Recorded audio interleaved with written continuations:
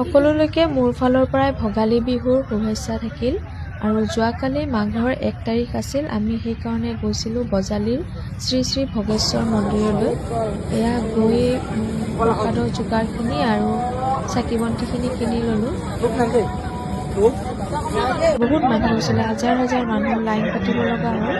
আমি লাইনত ভিতৰত চাকি বন্তিখিনি লগাই ল'লোঁ।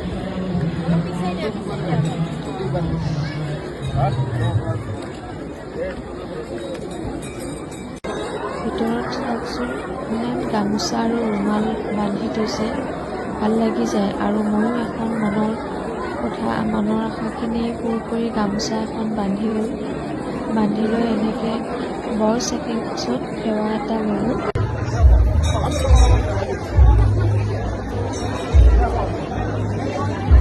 সেৱালৈ আমি এতিয়া তাৰ পৰা ওলাই দিলোঁ আৰু তাত সভাও হৈ আছে। অকণমান সভাৰ ফালে গৈছিলোঁ। আজিলৈ ভিডিঅ'টো এৰিছোঁ।